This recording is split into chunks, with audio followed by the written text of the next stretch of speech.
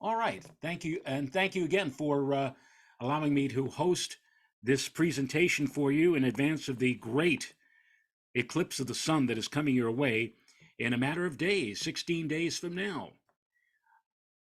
We have three characters involved here. The first character, of course, is us, the planet Earth. We are going to be involved, and you might call this, as the French would say, a dance of three, a pas de trois, if you will. The second dancer is the moon, which will be full, as you see here on Monday night. And ancient people, hundreds and thousands of years ago, looked upon the moon not as a ball of light in the nighttime sky, but as a goddess. The goddess's name was Selene. And even to this very day, when we talk about, you may remember a few weeks ago, we had the very first United States space probe to land on the surface of the moon in over 50 years. And one of the commentators on one of the TV stations I was watching noted that the space probe went around the moon one more time before it was going to land. And he said, well, it's probably because they want to get a better idea of the lunar geography. And I went tisk tisk to that because you see, there is no such thing as lunar geography. Geo is for the Earth. But for the lunar geography, if you will, the topography or whatever, we call that selenography, named after or in honor of the goddess of the moon, Selene. We also have in the sky the sun, and this is going to be the main player in our event coming up in 16 days. The sun, of course, magnificently bright, very warm for us, providing us with heat and light and radiations. Without the sun, of course, you know that you and I and everybody that you know and all life here on this planet would not be able to exist. So people were keenly aware back in the distant past that if the sun were to suddenly disappear, all life on Earth would end. And for this reason, science had an explanation for this event. People often fear, before science had an explanation for this event, people often feared solar eclipses because the sunlight seemed to get weaker as the eclipse progressed. In our ancient minds, the sun was actually carried across the sky by a god by the name of Apollo, who rode a chariot which carried the sun. The eastern sky would light up as Apollo made his way over the eastern horizon in the daytime, reached his highest point in the midday hours, and then descended with his chariot toward the west as we moved on toward evening. But with eclipses, well, that was something else altogether. Some may have thought, looking skyward, that the sun was sick or that evil spirits were attacking the sun. And the earliest known record of a solar eclipse goes back to ancient China, many hundred, not even hundreds, thousands of years ago. And so we will look now at what the Chinese storytellers told us about that very first solar eclipse. And it goes this way. The day was bright. The great sun hung motionless in the sky above the Yangtze Valley. The Chinese storyteller tells what happened next. A dragon named Lung, restless with hunger, appeared, and before the eyes of the frightened people, Lung began to devour the sun. The day grew darker. The people raised a din, a chant, prayers. The dragon was startled. He desisted. The sun slipped from his jaws, and Lung vanished to await another chance. Our computers give us the date. It was October 22nd in the year 2137 BC. But again, people during an eclipse would beat drums, dance wildly, make as much noise as possible in order to chase the evil spirits away. But of course, we mentioned here that in this case, in the Chinese cultures, and different cultures were confused by eclipses and tried to explain them as a time when demons or animals devoured the sun. And as we just saw, the Chinese thought that a dragon was eating the sun and tried to scare it away by beating drums and shooting arrows into the sky. That eclipse had occurred in 2137 BC. During that particular eclipse, two Chinese astronomers, whose job it was to carefully watch the sky, failed to alert people that an eclipse was taking place on that day. As a result, the people were caught completely off guard. And during the eclipse, There was widespread panic everywhere, as we heard. The Emperor of China was furious, and the two astronomers, the two guards to the sky, were punished. But eventually, many centuries, over the course of many centuries, we began to learn more about eclipses. For example, not just in China, but in cultures all around the world, when an eclipse took place, they chanted, they screamed. You can see these two people down in the lower corner here with their spears, pointing it up toward the sky, toward the sun, trying to chase the invisible monster away. And again, this was, again, all over the world whenever an eclipse took place. This was an event that, well, was frightening. And if you've never seen a total eclipse of the sun before, if you didn't travel to the one that we had 7 years ago in 2017, what you're going to experience in 16 days, well, after that eclipse, you're going to quickly realize why this was such a frightening event to ancient peoples. In fact, have you ever heard of someone being scared to death? That actually happened in the year 840 AD, when the timid Emperor Louis of Bavaria witnessed a total solar eclipse, and immediately, right after the eclipse ended, he died of fright. But don't you be afraid. Don't be scared, because there is no reason to be. In fact, unlike many, many centuries ago or thousands of years ago, today we run to see an eclipse. We gather our telescopes, our cameras, to gaze into the nighttime sky, the daytime sky, I should say, which will become almost as dark as night during the total phase of the solar eclipse. And we've learned a lot from solar eclipses. They provide and have provided answers to questions that we would otherwise be unable to obtain. Now, when I was a youngster, and I hope that we do have a few young people watching this right now. When I was a youngster, when I was just about 6 years old, I had my first lesson in celestial mechanics. On July 20th of 1963, there was going to be an eclipse of the sun. Now, from where I was living at the time, that was in the Bronx in New York, I didn't know anything about it. My grandfather told me that day that we were going to have an eclipse, but I said, Grandpa, well, what are you talking about? What's an eclipse? And I still remember vividly, even though it was more than 6 decades ago, he took the salt and pepper shaker off of the kitchen shelf, put them on the kitchen table, made a fist, and he said, Joey, here's what's going to happen. Pretend that the pepper shaker is the earth, the salt shaker is the moon, and my fist is the sun. And later today, the salt shaker, or in this case, the moon, is going to pass in between the earth and the sun, throw a shadow onto the surface of the earth. We're going to go into that shadow, and in the sky, we're going to see the moon, not completely. It was not a total eclipse in New York, but a partial eclipse was going to occur.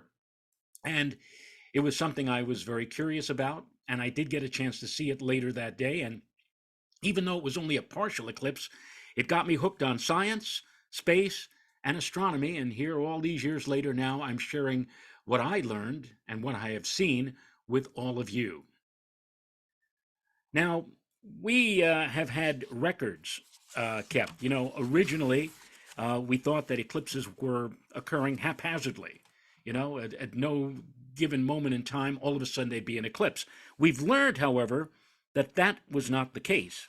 We have learned since that eclipses do occur in a specific cycle, which in one case, one of the cycles that we speak of was the Saros cycle. And so eclipses repeat. They recur over a span of just over 18 years. What you're seeing right now on the screen are records that were kept by the ancient Babylonians. This was an eclipse from like 600 BC. But over time, every time an eclipse occurred, we kept a record. And with time, after hundreds and thousands of years of record keeping, we, looking at these records, suddenly realized, hey, these eclipses, there's a specific cycle of when these eclipses take place and when they occur. And we started actually building computers, or making or attempting computers to help us in the calculation of eclipses. Take, for example, this, believe it or not, it is a computer. This is Stonehenge. I'm sure that many of you have seen it. in books, or maybe on television, or in magazines, or maybe even newspapers. This is a monument, a giant monument, which still stands to this very day in Salisbury, England. It took about 1,500 years to build, and I still to this day wonder how in the world did ancient man manage to get these giant stones? I mean, look at this. These stones, this one up here and this one up here. How did they manage to get those two stones to stand atop these other two stones? I mean, it's still a mystery to this day. But what we do know about Stonehenge is that at certain times of the year, the sun rose over certain stones or cracks in the monument, and there were small holes that were located around the edge of Stonehenge that were used as markers, which one scientist in England proved that those markers were used to put a stone in to make the position, mark the positions of the sun and the moon, so that they could make predictions about eclipses. Again, we're talking about thousands of years ago, even before the birth of Christ. This Stonehenge was used to help predict eclipses. Now, what in the world is this? This looks like a piece of garbage, doesn't it? But it is a very historic object. This, believe it or not, is probably the very first analog computer. Now, all of you out there who are watching, you probably have a computer in your home, a PC, or even on your smartphone. You probably can just hit a few keystrokes and bingo, you can do some calculations from there. But this that you're seeing here is known as the Antikythera mechanism. And it was discovered in a shipwreck off of the coast of Greece on Antikythera Island back in the year 1901. They pulled us out of a shipwreck and found this big piece of, again, initially it looked like junk. But scientists who have looked at this say, no, no, this was not junk. This was a computer. They discovered that it had 37 meshing gears on the inside, and there were very faint inscriptions indicating to those who may have built this particular machine what exactly it was. We believe that the ancient Greek astronomers, using their knowledge, were able to construct this machine around 200 BC. And apparently it had cranks, and it had ways to demonstrate the movements of the sun and the moon and the planets. And in fact, in 2008, some British scientists, excuse me, carefully looked at this, examined it with computers, and they were actually able to build a working model of what this may have looked like when it was new, back around 200 BC. You see the cranks, you see the gears.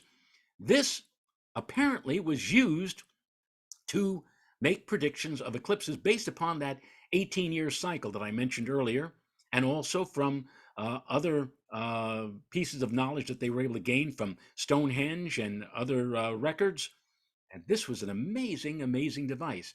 How sad it was that it went down in that shipwreck, over 2,000 years ago, because if they were able to maintain it, who knows, they may have made other similar machines, and it may have advanced the knowledge of space and astronomy by hundreds of years at least, or maybe even more than 100 years, thousands of years.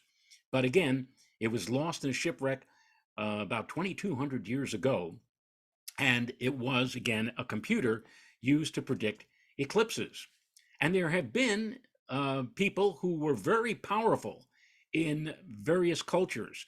These were the soothsayers, the necromancers, the astrologers, who were able to look into the sky, make calculations about where the sun, moon, and planets would be at any given moment, and also had the knowledge of when eclipses were going to occur. And I say that they were powerful because they can always go up to the king or queen or emperor and say, hey, you know what? Jupiter is going to be in conjunction with Mars. That's evil. That means an omen is happening. Or, hey, there's going to be an eclipse of the moon coming up 7 days from now. And you should be advised to warn the people, or be advised that we need to. So, these men who were able to read the signs in the sky and were able to do these calculations Again, very important, very potent in their positions in the hierarchy of various cultures in being able to predict when eclipses were going to occur. And historically, there have been a number of cases where eclipses have been famous for, well, in this particular case here, stopping a full scale war. In 585 BC, there was a war going on between two Middle East factions, the Lydians and the Medes. They were going at it, hammer and tongs, so to speak, in 585. The war had been raging for 5 years and had no chance of stopping. And then suddenly, in the middle of the day, during one of their battles, the sky darkened, the sun blacked out, and a total eclipse occurred. And I must tell you that these two armies, seeing this happen in the sky, immediately at that moment ceased all hostility. They looked at that and said, somebody up there is very angry and doesn't want us to fight anymore. And so they called a peace treaty immediately, cemented the peace treaty with a double marriage, bonding them. And so that was it, the end of a 5-year war, thanks to the appearance at that moment in time over that area, the battleground of a total solar eclipse. That is probably the most famous eclipse of the sun in history. The most famous lunar eclipse, the most famous eclipse of the moon, involved this gentleman, who you all must have learned about when you were in elementary or grammar school. And if there are any young people right now who are watching, you know who this guy is. He sailed the ocean blue way back in the year 1492. I, of course, am alluding to Christopher Columbus. Columbus made not one voyage to the New World, but three. And in fact, it was the third voyage where Columbus almost met his end. In 1503, Columbus set sail and found himself on the island of Jamaica. He was shipwrecked. The ships that he was sailing, unfortunately, developed a case of ship worms. These were insects or creatures that actually bore holes in the wood of the ships, and so they began to leak. And Columbus had to set aground his ships on what we know today as the island of Jamaica. Now, the interesting thing about this story is that when he first landed on Jamaica, Columbus arbitrarily assumed that he would be rescued, he and his men would be rescued, that they send a rescue caravel from Europe. And he figured, well, it'll probably be several weeks. So while we're here on this island, let's make the most of it. The people who were on the island of Jamaica at the time were very curious about who Columbus was, and they knew the island like the back of their hand. Columbus didn't, and neither did his crew. One thing that Columbus needed, and his crew too, was water and also food. And so he made a deal with the natives. In return for the exchange of little baubles and bangles and tchotchkes, and you see here one of the natives being intrigued by a bell. They must have really said, "What is this? This piece of this metal making this ringing sound? What is it?" And Columbus said, "I'll make a deal with you. I'll gladly give you the bell. I'll gladly show you this. We have other things like this if you'll just bring us some food and water." And so the natives were very nice, very kind, and they said, "Sure, we'll be happy to do that." And so that's how it was for the opening days of their stay on Jamaica. But as the days dragged into weeks, and then the weeks dragged into months, the natives started to get a little annoyed with Columbus. They said, we're not your slaves. We're not going to continue doing what you want us to do, bring you food and bring you water. Get your own food, get your own water. And now the men, Columbus's crew, were starting to get a little anxious as well. They said to Columbus, "You said that we were going to be rescued. And that was many, many weeks ago. And now here we are, all these months later, with no sign of any rescue. What's going on?" And there was a threat of mutiny. So Columbus was in big trouble. He was in trouble with the natives, and he was in trouble with his own men. He had to think of something, and he thought of something ingenious, an ingenious plan. Looking at his navigational tables, Columbus discovered something most interesting. that on the last night of February in the year 1504, there would be a total eclipse of the moon. And the eclipse was going to begin, excuse me, right after the moon rose on that night in February of 1504.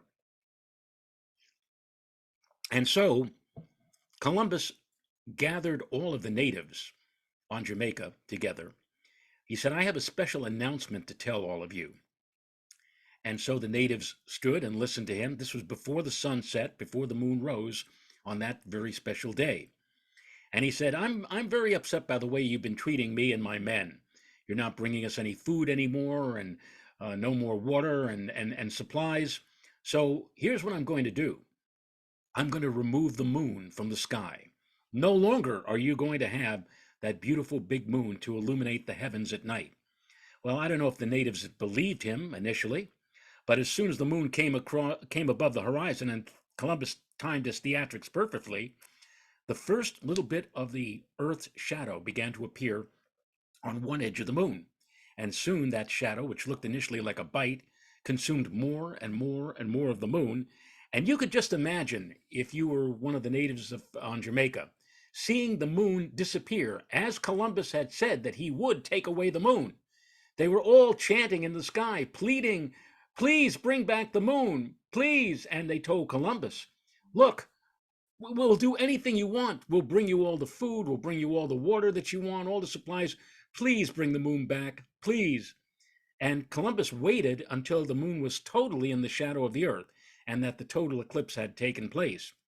And now the natives really were really in a bind. They were going crazy. And Columbus finally said, look, I understand how upset you are. Here's what I'm going to do.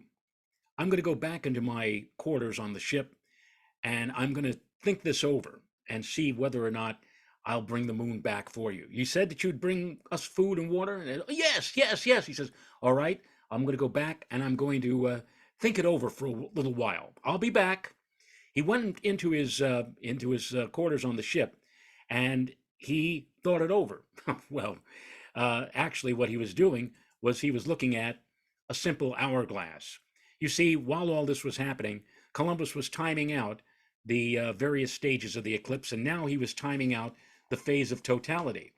And so he knew to the moment when the moon would start emerging back into view after undergoing a total eclipse.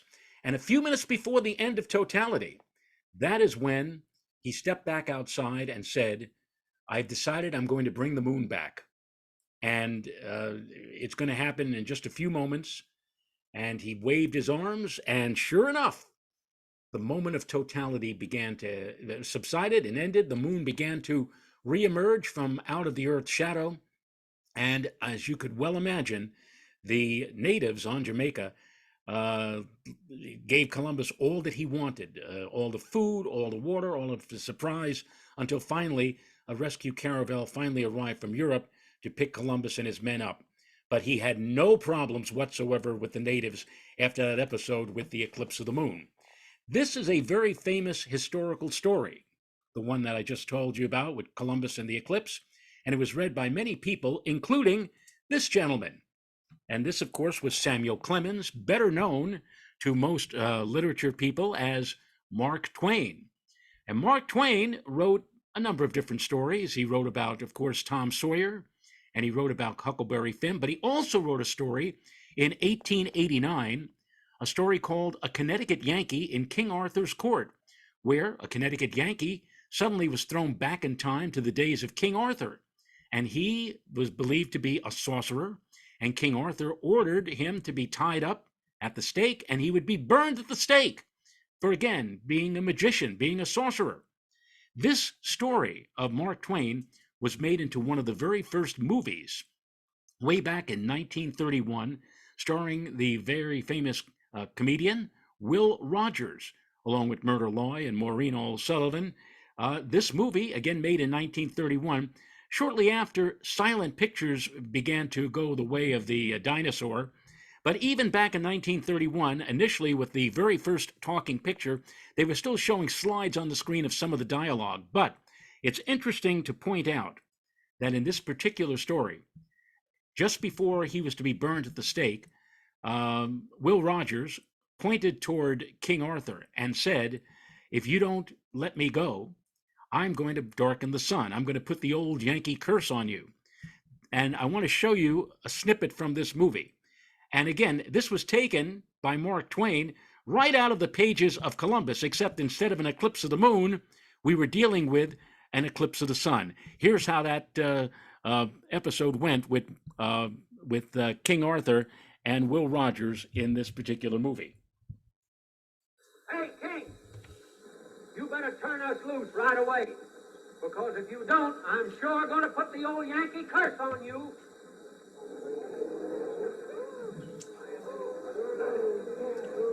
All right, King, you asked for it. Now you're going to get it. Prosperity, farm relief, freedom for Ireland, and light wines and beer.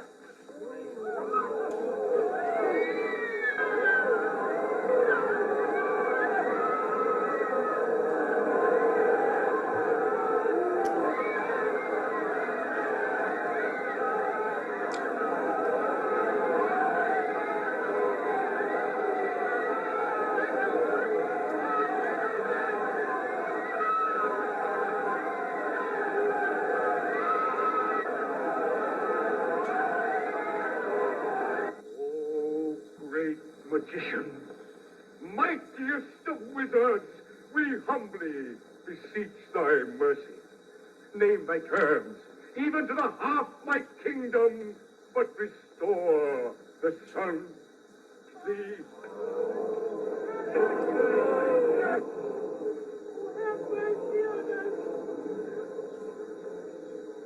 All right, Artie. You know, you're not a bad feller at heart.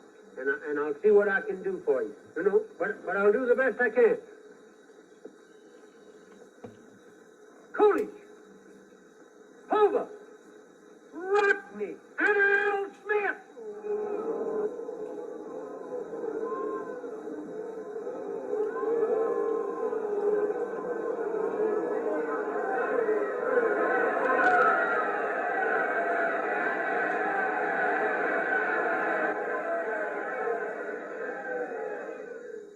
Have witnessed the greatest of miracles.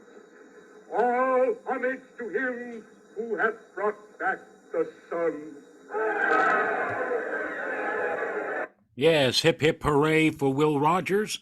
And just in the same way that the natives on Jamaica no longer caused any problem for Columbus, in the story here, King Arthur, no more problems for Will Rogers for the rest of that story in Connecticut Yankee. But what is, as I mentioned earlier, the whole basis for the science of eclipses all boils down to one thing: a shadow. Where the shadow of the moon and where the shadow of the earth is, that is all that everything that goes into the calculations of solar eclipses. You may remember Robert Louis Stevenson's poem about shadows. I have a little shadow that goes in and out with me. Well, what can be the use of him is more than I can see. Well, you know, sometimes you can have an eclipse of the sun happen in the strangest place at the most unexpected moment. I'm going to show you an example of that right now. This happened several years ago during a divisional baseball playoff game in San Francisco between the San Francisco Giants and the Washington Nationals at Pac Bell Park in San Francisco. Watch the eclipse that occurred, the shadow that caused the eclipse of the sun that day during this game. Listen also to the voices of the play-by-play announcers as they describe this unusual event. Be a big pitch for Madison. And with a strange shadow being cast mid-pitch as a result of a blimp or a plane flying overhead. It's 2 balls and a strike to LaRoche. Even Adam had to look up and say, what is going on here? That would be the blimp. The lights went out. No clouds. Beautiful sunny day. It's hard enough to hit Madison Bumgarner. Well, there you go. There was a shadow of a blimp, and for whoever happened to be standing underneath that shadow as the blimp passed by, as you heard the play-by-play announcer say, the lights went out. And for a second or two, it seemingly did. I don't know how many of you have in your life and standing around, maybe a blimp or more likely an airplane passing across the sky and just happened to pass in front of the sun, casting its shadow. And, it's startling when that happens for the second or two that the plane is in front of the sun. Well, now I want to show you another picture which looks somewhat similar, although actually it's quite different. This is a photograph, not of a baseball field, but of the planet Earth, taken from an altitude of 250 miles, looking down on the Earth during an eclipse of the sun that took place over Europe in August of 1999. And this dark blotch that you see here, well, that's not the shadow of a blimp. That is the shadow of the moon. And anybody who happened to be in that blotch, well, indeed, as to use the words of the play-by-play announcer, the lights went out, literally, and not for a second or two. In this case, over Europe, up to 2.5 minutes of darkness fell, and that was the cause of a total solar eclipse, something that we here in Poplar Bluff are going to be experiencing again in just about 16 days. Now, you probably have noticed in the sky that the moon and the sun look to be just about the same size. And you might wonder about that. You learned, I'm sure, in school about the fact the sun is so much bigger than not just the moon, but even the Earth. In fact, if you were to make comparisons between the size of the sun and the size of the moon, you would find that the sun is 400 times wider. The diameter of the sun is 400 times bigger than the moon. And yet the moon apparently is the same size as we see from here on the Earth. Well, how is that possible? Well, it's a matter of distance. The sun is 93 million miles away, but the moon is only 250,000 miles away, and as a result, that compensates for the size of the sun. So the moon may be 400 times smaller, but because it's 400 times closer, it appears basically the same size as the sun. And I say basically because it's not always that way. There is a slight variation. You see, the moon goes around the Earth, as you know, in its orbit. It takes about 28 days to go around the Earth once, from full moon to full moon, or from new moon to new moon. But it goes around the Earth not in a perfect circle, but in an ellipse, an elliptical orbit, so that when the moon is at one end of its orbit, it could be very close to the Earth, relatively speaking, what we call perigee, special word for that, closeness, 221,000 miles away. But on the other hand, when the moon goes to the opposite side of its orbit 2 weeks later, the moon is farther from the Earth. It's what we call apogee. It's at the far point, 253,000 miles away. It's about a 32,000 mile difference between close and far. And that comes out to about 12%. So if you were looking up at the moon carefully, and here is an interesting set of pictures.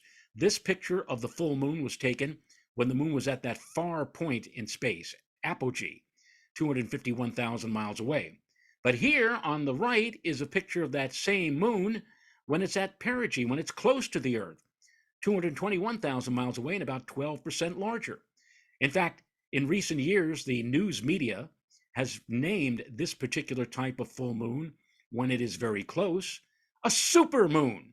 Well, I don't know if that really, it doesn't look all that, it doesn't look super to me. It does look bigger by, again, about 12 or 13%. But in any case, this is important to note, that the moon changes its distance from the Earth and looks a bit smaller or a bit larger at times in the sky. Now, let's pretend that we have a situation where we have the moon passing between the Earth and the sun, just like my grandfather described earlier in the program here, the moon coming between the Earth and the sun, casting its shadows onto the surface of the Earth. There are two shadows, actually. There is a shadow, a wide shadow called the penumbra. That's about 6,000 miles wide. So the penumbra is wide enough so that if you were anywhere inside of that outer shadow, you would see an eclipse of the sun, but you would only see a partial eclipse of the sun. Not a total, but a partial. This shadow, the dark cone, is called the umbra, and the umbra is where you would see a total eclipse of the sun. Stand in the umbra and you get a total eclipse. But look, this is one of those occasions where the moon is near the far point in its orbit, 250 some odd thousand miles away from the Earth. So it's small, smaller than usual in the sky. So now take a look at what's happening to the shadow. It's shaped like a dark ice cream cone, if you will, a cone. And notice how the cone tapers off. It gets smaller and smaller at the end until finally it tapers to a tip. But look, the tip of the shadow doesn't reach the Earth.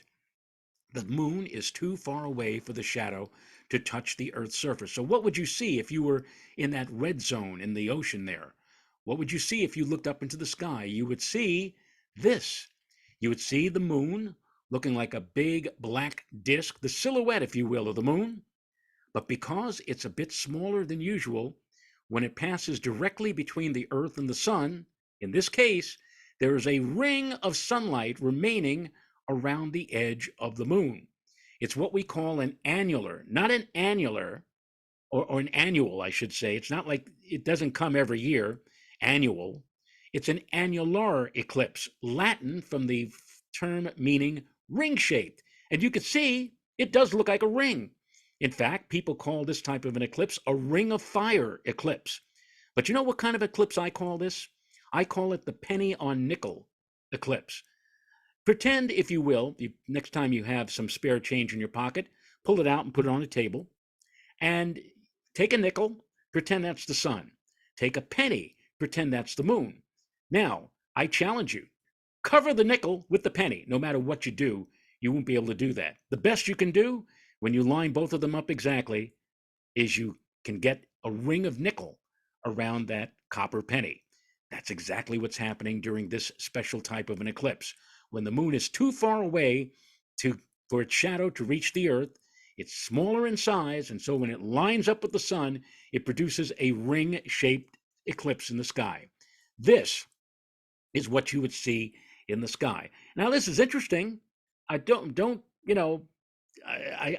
you true, when you see something like this for yourself, it's something that doesn't happen too often. In fact, it happens about as infrequently as a total eclipse. But the problem is the whole show is spoiled. That leftover ring shining around the moon is so very bright, it gets a little dark. It gets as dark as it does during a cloudy, hazy day. But that's about all. But you see, it's an interesting sight, but it simply is not the kind of thing that, lifts you out of your seat, so to speak. But how about those cases when the moon is a bit closer to the Earth? And this is exactly what's going to happen in 16 days. The moon is going to be at a position in its orbit 225,000 miles away from the Earth, much closer to the Earth as opposed to when it's at the far end, when it's much farther away. So now that conical shadow, that dark umbra, is close enough to the Earth so that it makes it all the way down to the surface of the Earth and actually reaches the Earth. You see, there's the penumbra, that outer shadow where the partial eclipse is. But in this dark zone you see from the umbra, that is where whoever happens to live along that track, you will see a total eclipse of the sun. Now, here is what is going to happen on the second Monday in April, a week from this Monday. You see the penumbra, that's the outer shadow. That's the shadow where everybody who is in the penumbra will see at least a part of the sun covered. And as you can see, that's going to cover practically the entire continent of North America. But anybody who happens to be underneath that black dot, and that dot actually is about 120 miles wide, if you happen to live right where that black dot, that dark shadow is going to pass by, you will get a chance to see a total eclipse of the sun. Here's another perspective. You see the path of totality here and the movement of the shadow. And down here, look at this. This is the duration of the time of totality. And when the moon, or when the shadow crosses Mexico, it will be at its maximum of about 4.5 minutes. Then it will diminish some, but still, as it's passing over parts of the southern and eastern United States, you'll have totality that will last upwards to still over 4 minutes. Pretty amazing.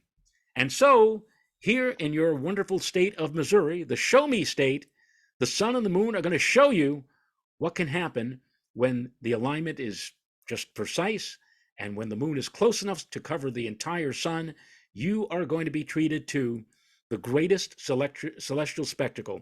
Now, I have traveled to 13 eclipses. And you say to yourself, Joe, you've traveled around the world. And I say, yes, yes. Since 1972, my very first eclipse, I have traveled to 13 eclipses, and I've done some pretty wild things. I've flown over the North Pole to see a total eclipse. My last eclipse in 2021 was in Antarctica, of all places.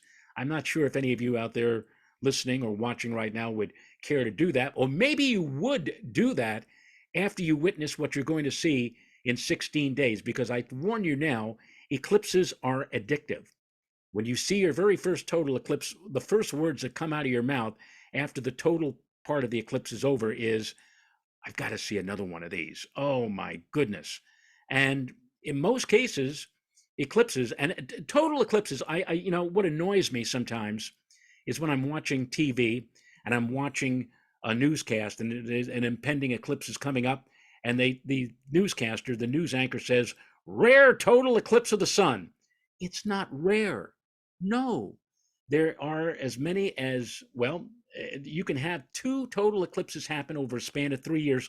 They happen every 18 months on average, somewhere around the world. Somewhere on this planet, every 18 months on average, you will have a total eclipse of the sun. Now, that's not rare. That's not rare at all.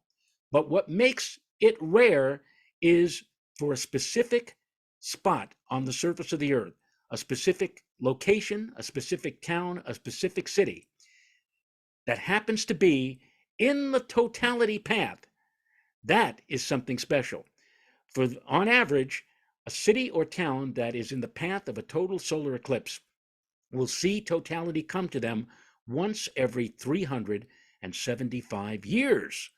So here, all of you in the town, in the city of Poplar Bluff, are going to be granted that opportunity in just 16 days, a little over 2 weeks.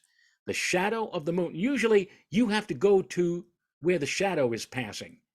This time the shadow says, okay, we're coming to you. And you can see on this map, these 2 red lines, this is the path of totality. This is how wide it is. It's, again, about 120 miles wide. So in between these 2 red lines is the path of the eclipse. And in the middle, the blue line is where the eclipse will last the longest. And look where your town is. Poplar Bluff is not quite, but pretty darn close to the center of the eclipse track. And so the eclipse will last about, a little over 4 minutes. And the reason why it doesn't last longer, you got to understand, the shadow is 120 miles wide, but the shadow is traveling over the surface of the earth at about 2,100 miles per hour. So moving as rapidly as it does, the total part of the eclipse can't last very long. Here is what is going to be enacted in the skies 16 days from now. And I'm going to explain in just a moment how you can safely watch the eclipse with different methods, different devices. But let's say you're out there with one of these safety devices watching carefully. The eclipse will commence at 12:39 p.m. on that Monday afternoon, April the 8th, when the moon starts moving in front of the sun. Initially, it looks like a little notch or bite taken out of the lower right-hand corner of the sun. And at 1:17, you'll have the moon halfway across the sun's disk, and it will continue to progress.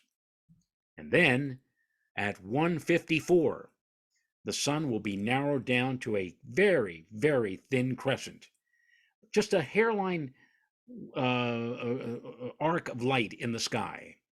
Looking up at the sky during a total eclipse, it is just an absolutely amazing spectacle. This animation gives you some idea of what takes place. As I said initially, a small bite appears as the moon begins to cross in front of the sun. Then the bite gets larger and larger. The sky, after the moon gets halfway across the sun, begins to slowly dim. And then, as a narrow crescent of the sun remains, you begin to realize why the ancients were so fearful of this. Then, the sun shines through the mountains and valleys on the moon, and that immediately moves into totality. The cosmic vision of a lifetime, a total eclipse of the sun. Only the outer atmosphere of the sun is visible now. The incredible corona flashes out into view into the heavens. Even the most stodgy astronomers looking up at the sky look at this and talk about it in awe. And on that day, that special day coming up in a couple of weeks, all of you will get a chance to see it. But after 4 minutes, the cosmic sequence reverses itself. The sun reemerges from behind the moon's disk. The moon continues to move on in its orbit.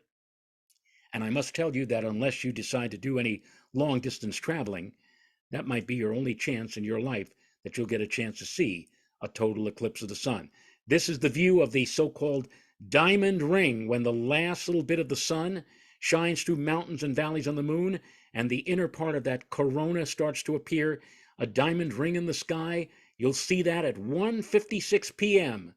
on that special Monday, the second Monday in April, the diamond ring effect, and then that'll be followed by totality. And again, because Poplar Bluff is so close to the center of the eclipse track, you will have not 1 minute, not 2, not 3, but over 4 minutes of total eclipse from Poplar Bluff that day. Totality will last 4 minutes and 8 seconds. Do you know, I know scientists and astronomers who have traveled around the world chasing down total eclipses, who have actually chased down eclipses lasting only 8 or 10 seconds. And here you are going to not only be seeing a total eclipse, but you're going to see an abnormally long eclipse. The longest total eclipse can last just over 7 minutes. And you've got one that's going to be much longer than average, 4 minutes and 8 seconds. Wow. And look at this. This is a view that I experienced this on another one of my eclipses in February 26, 1979. I traveled to the middle of Montana, to a little community called Roy, Montana, population about 150. And a friend of mine, one of my best friends, took this picture during the middle part of totality. When the totality phase hits and it gets dark, it gets as dark as it does about 40 minutes after sundown or 40 minutes before sunrise. So tonight, if you want to get a gauge just how dark it's going to get during the total phase of the eclipse, step outside 40 minutes after the sun goes down. Check your newspaper to find out the time of sunset tonight, and then go out 40 minutes later, step outside, and that's how dark it'll get. Notice also around the horizon, way, way off in the distance, where places are that are not in the shadow, the full shadow of the moon, you see strange colors like saffron yellow and beautiful reds and orange colorations. The strangest, weirdest sunrise and sunset colors you've ever experienced will be during that total phase of the eclipse. And it gets dark enough so that you'll be able to see stars. When was the last time you saw stars in the sky at like 2 o'clock in the afternoon or 1:45 in the afternoon? Stars and planets, two objects which most definitely will stand out during that 4 minutes of totality, will be to the lower right of the sun, the planet Venus, brightest planet of them all, and to the upper left, the planet Jupiter. You can see Jupiter tonight. If it's clear tonight or the next clear night you have, step outside about an hour and a half after the sun goes down and look off to the southwestern part of the sky. You'll immediately see a brilliant silvery white star-like object. The brightest, by all means, of any star in the sky. It's not a star. It's the biggest planet in the solar system, Jupiter. And Jupiter will put in a cameo appearance along with Venus during that 4 minutes of total eclipse coming up. Now, the liability part of our program, and I hope all the young people who are watching, there are youngsters, and if there are many, if you're a parent, I want you to convey all of this to as many young people as possible. Do not look at the sun during an eclipse. You may have heard that before. But you know what? The funny thing is, people think it's the eclipse that makes the sun dangerous to look at. I once had a phone call at the Hayden Planetarium. Somebody called up and said, can you tell me when the eclipse is going to end tomorrow? It was just the day before a partial eclipse of the sun in New York. And I looked it up in the almanac, and I said, well, it's going to end tomorrow at 2:54. 2:54! All right, let me write that down. 2:54. All right. So that means that after 2:54, I can look at the sun? No, you don't look at the sun. People think it's the eclipse that's dangerous. No, it's the sun that's dangerous all the time. Not only is the sun blindingly bright to the eye, not only is that if you spend like a minute staring at the sun, you probably will cause some kind of damage to your eye, to your retina. maybe even less than that. But even if you have a pair of dark sunglasses, I've heard people say, well, I'll watch the eclipse with a pair of I got some really dark sunglasses, and I'll use them to look at the sun. Well, yeah, the sun may look much dimmer through your sunglasses, but what is happening is that along with the brilliant white light, there are invisible radiations. There is ultraviolet radiation. That is what gives you a suntan during the summertime, only in about 10 or 15 minutes. And infrared radiation. Those are the rays of the sun that interact with the paved surfaces on roadways or the blacktop on your driveway to help melt the snow. That's the last thing you want is infrared and ultraviolet rays landing on the retina of your eyes. So your eyes will be burned without your being immediately aware of it, even though you've diminished the visible light of the sun. Those infrared and ultraviolet rays are doing a number on your eyes. So now, having said that, and if you have a telescope, for example, how can you watch the eclipse? Well, you can do it with the telescope by projecting the image of the sun. You point the telescope up at the sun. You allow the sunlight to shine through the telescope. Don't, repeat, don't look through the eyepiece. Instead, you let the image of the sun shine onto a sheet of cardboard or paper, a white sheet, which acts as a screen. And then what happens is that you are looking at a projected image of the sun, an enlarged image of the sun, an image of the sun that not only you, but other people all around you can enjoy and watch as well. And in the instructions, you may have seen to make a shade here, you could put that on the telescope. In doing that, you cast a shadow on the screen, and that shadow becomes more the image of the sun becomes more readily visible against that dark part of the shadow. And again, you get a great view of it. Now, if you don't have a telescope, but you have binoculars, well, mount the binoculars on a tripod and do what this young lady is doing, projecting the image through the two binocular eyepieces. You see there's the sun, and there is the first little bite being taken out of the sun as she is beginning to watch the start of a solar eclipse. Now, if you don't have binoculars or a telescope, how about a corrugated cardboard box? And this is what kids love to do. I tell kids all the time, make your own solar eclipse projector. And to do that, you take the box, cut a hole in the box, and then over the hole, you put a piece of aluminum foil. Then you take a pin and put a pinhole through that aluminum foil. Point the box with the hole up toward the sun. Let the sun shine through the hole in the aluminum foil and onto the opposite side of the box. And there you will see, put a white piece of paper there, a white piece of paper or cardboard acting as a screen, and you'll see a small image of the partially eclipsed sun on the screen. And here you see kids doing just that. And if they don't have a box, you can put a pinhole through the one sheet of paper and project the image onto a second sheet of paper, as this young man is doing, and this young man over here is doing. Or again, you can build a projector out of a corrugated cardboard box. And this kid over here is trying to get a peek underneath the coat, trying to see if she could see anything through the box. So if you don't have a box, or you don't have a telescope, you don't have binoculars, how about a tree? Trees that have lots of leaves on them, and maybe the trees will begin sprouting leaves in the next week or two. If you stand in front of a tree that has leaves on it, the spaces in between the leaves act as little pinhole projectors, and especially so if there are a lot of leaves, you can get a chance to see dozens, scores, maybe even hundreds of images of the eclipse on the ground beneath the tree, dappling the ground. And if it's a little breezy that day, the images will go in and out. They'll almost seem like they're twinkling. It's a very, very interesting effect. And safe, too. Well, if you don't have a tree, you don't have a box, you don't have a telescope, or do you have a cracker? Do you have a Ritz cracker or a saltine cracker? Use that. The holes in the cracker, shining through the whole sunlight onto a second sheet of paper or cardboard, will produce a multitude of little images of the eclipse as it happens in the sky. Or a mirror. Use a mirror. Ladies who have a compact have a mirror, or if you don't, you can find a hand mirror or whatever. Have the sun bounce off the mirror. Don't look directly at the image in the mirror of the sun, but have the image of the sun bounce off a mirror, and then you can reflect the image 30, 40, 50 feet away onto a screen or a white piece of paper, and you can get a view of the sun and a view of the eclipse. which again is an evidence not only just to you, but to also many other people as well. And this is something that has become very popular.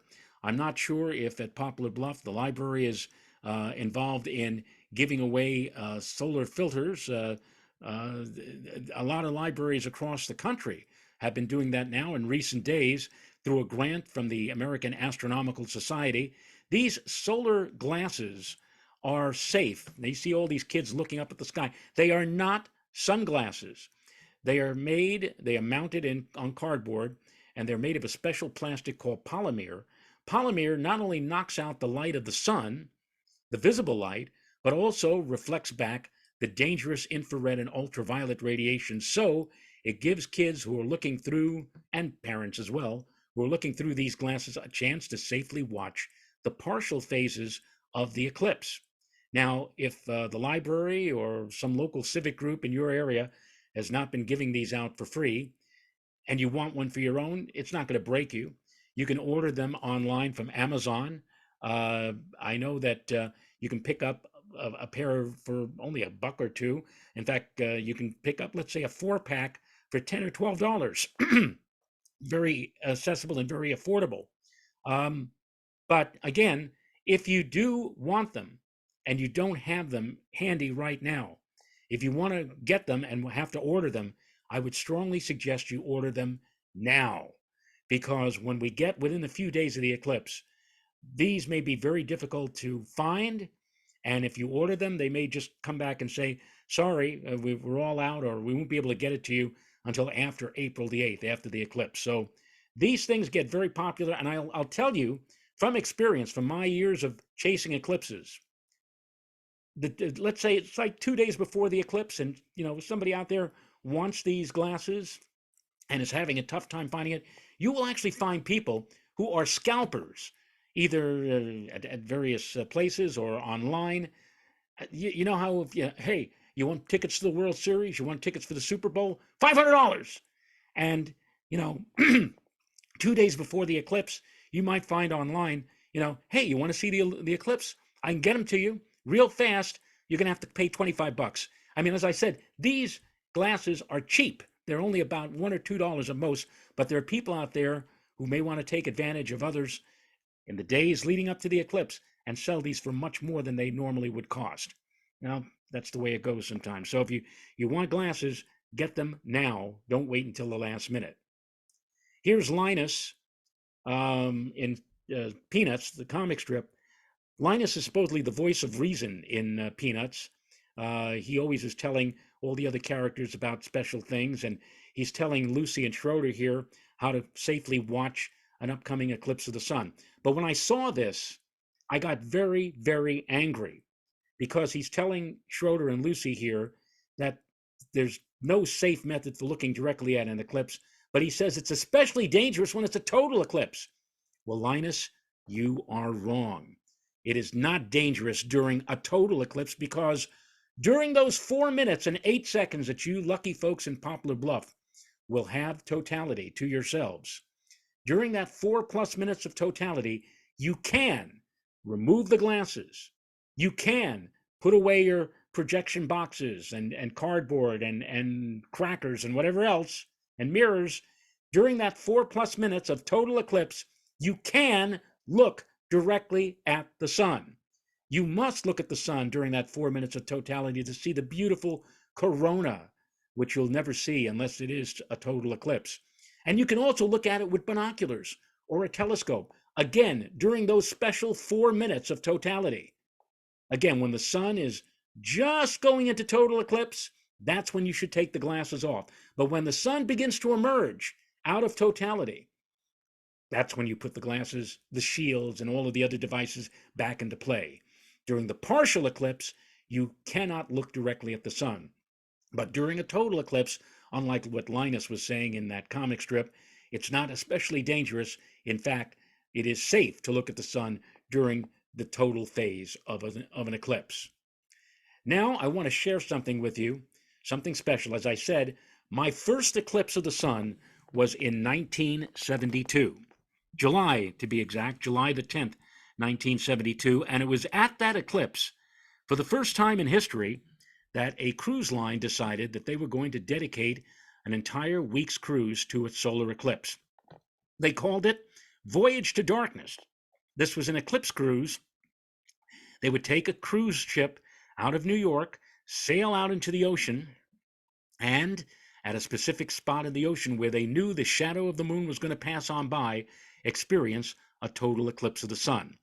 They did a film about this, and I'm not going to show the whole 55 minutes, but I want to show you the phase leading into and out of totality.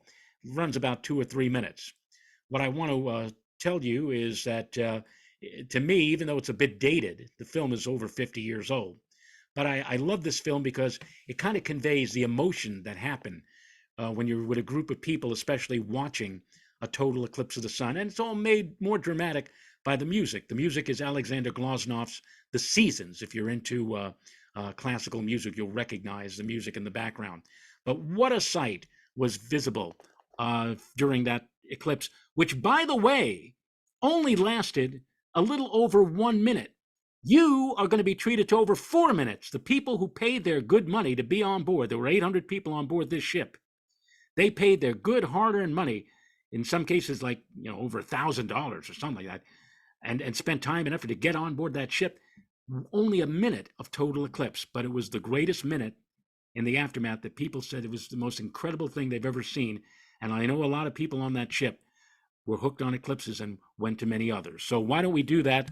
I'm going to run forward on the film here so that you can enjoy that view of the total eclipse.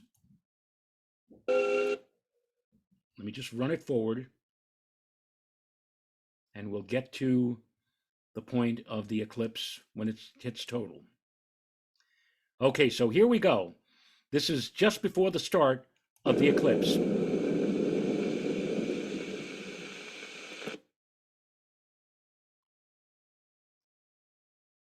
Hang on.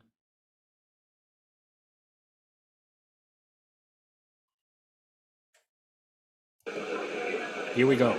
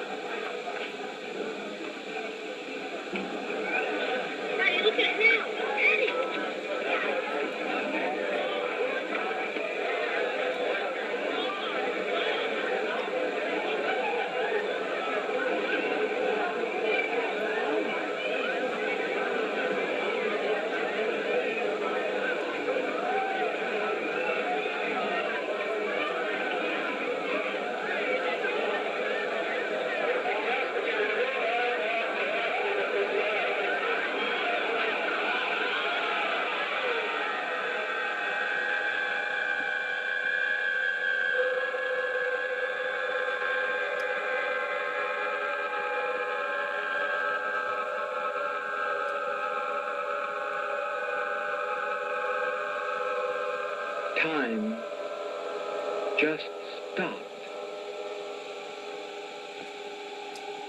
The eclipse was frozen above us, like a phenomenal photograph pasted on the dome of the sky. How much alien stimulation can a mind process in just a little over a minute? You might have been waiting so intently for the first diamond ring that you missed seeing the shadow bands a number of passengers reported. Or you might have glanced away from the brilliant diamond ring and missed the elusive Bailey's beads as the last of the sun's limbs slipped behind the mountains of the moon. The corona might have so hypnotized you that your eyes did not stray far enough to show you the winter star Procyon or the planet Mercury. You might have missed a great deal if you were among those searching within the orbit of Mercury for undiscovered objects. But how worth it if you found a comet or a new planet? No one saw it all. We had to compare notes with other observers to piece together a chronicle of that sensational minute. A slow photographic exposure could show all but the subtle streamers of the outer corona. A fast one could capture prominences, explosions of gas many times the size of the Earth that were arrayed along an upper limb of the sun. So much of it could not be photographed. And yet everyone knew that with each successive eclipse, photographic technology had advanced. And this time, more could be recorded than last time. But the cold wind, the gentle rocking of the ship, the sounds, the shouts, the companionship were forever outside the province of photography. Time was not standing still. Now it seemed as if a minute had been not stretched, but lost out of time. After the spectacular instant of the third contact diamond ring, it was over.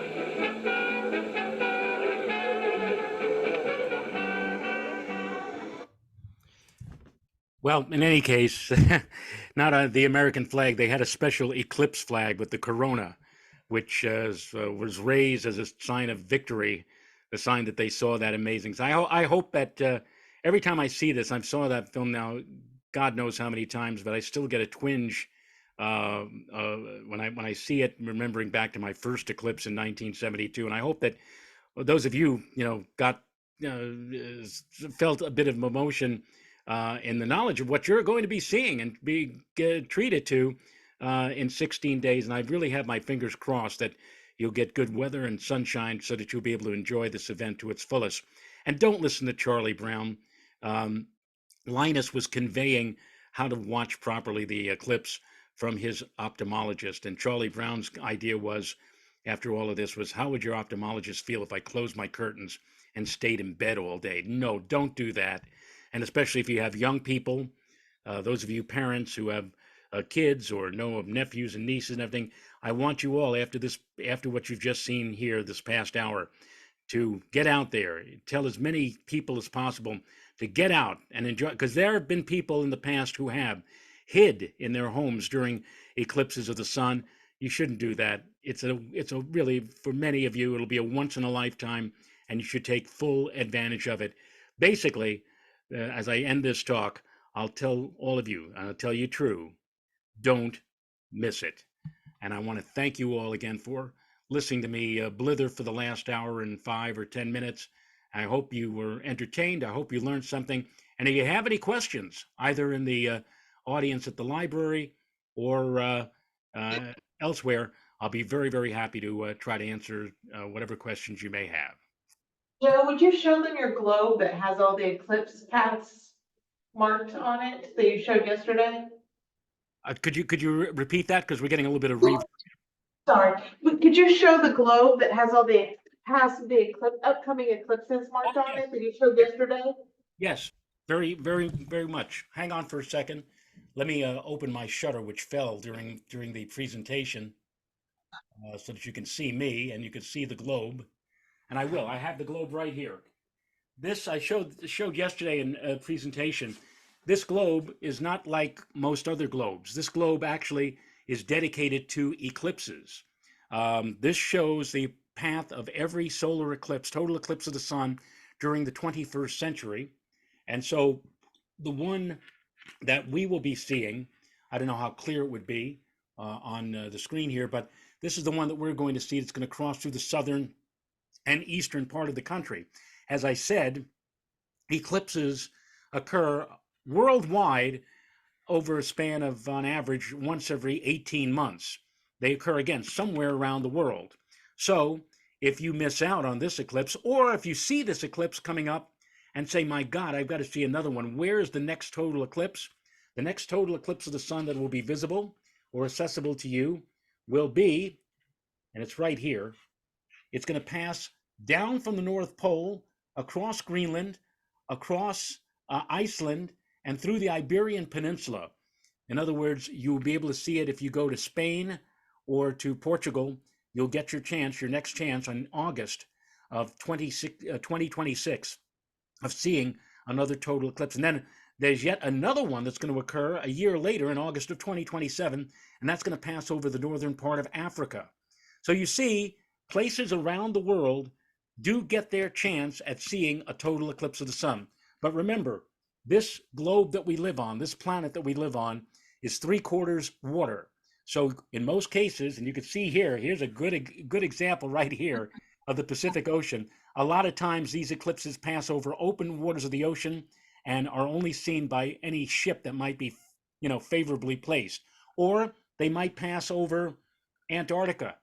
And again, I said my last eclipse, my last adventure in December of 2021 was in Antarctica to see that, or the North Pole, or Mongolia, Patagonia, Siberia. You get the idea? In most cases, even when the eclipse passes over land, it's usually over places where few people live. This time, this go around, we are going to get an eclipse that's going to pass across Mexico, the United States, Canada.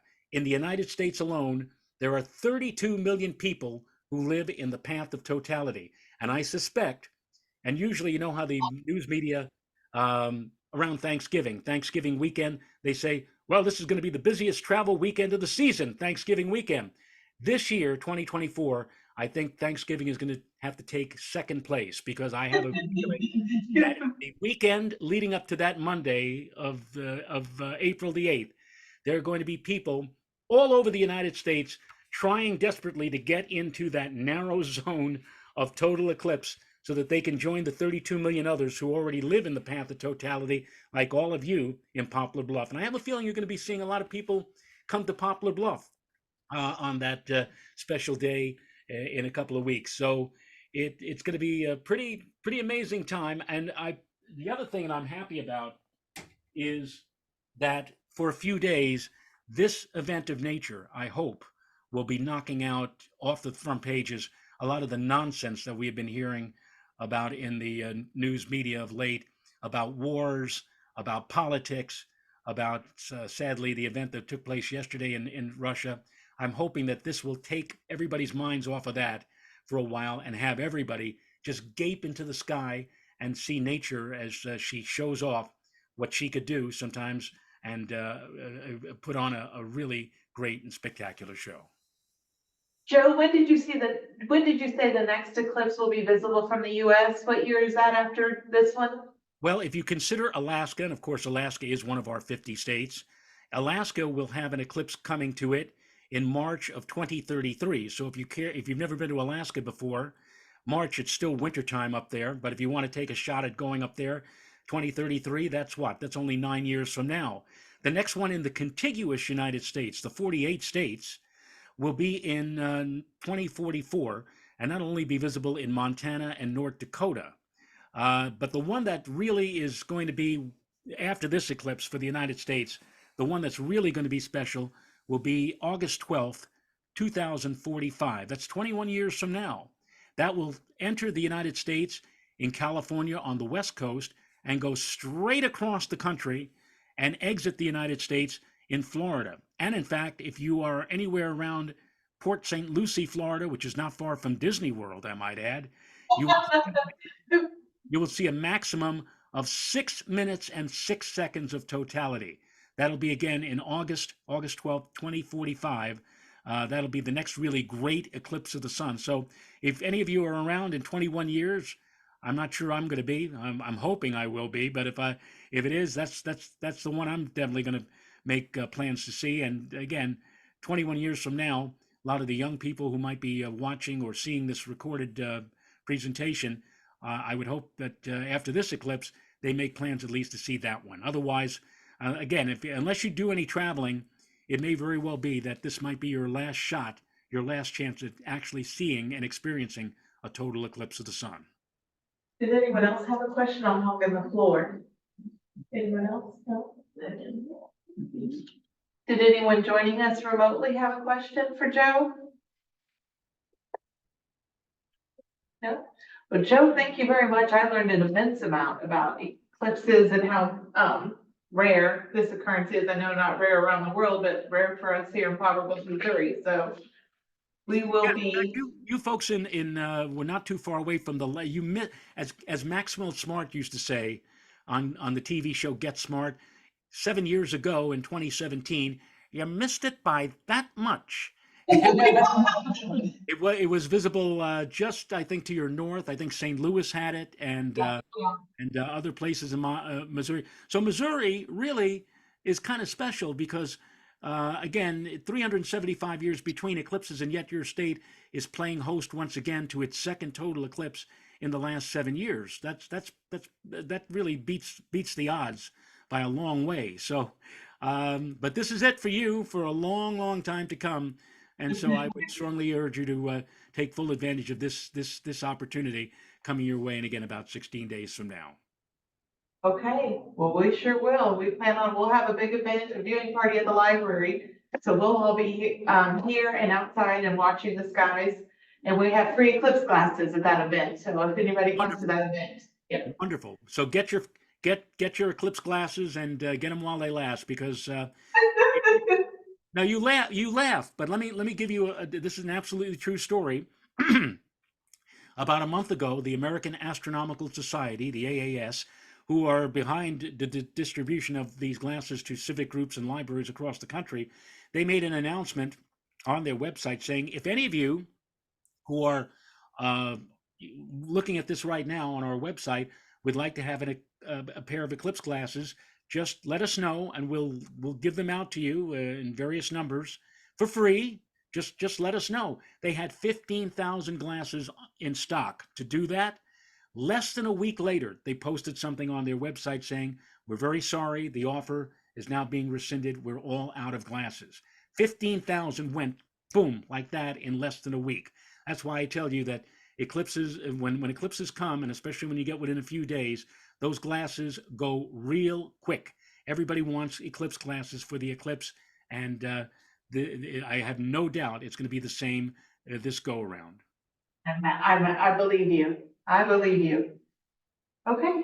Well, thanks so much, Joe, for being here and for sharing this information about the eclipse. Really enjoyed it. And we did record it, so we'll offer the recorded session for those that may have missed the live presentation. So thanks so much, and I hope the weather's cleared up there all the way up in New York, and have a great rest of your weekend.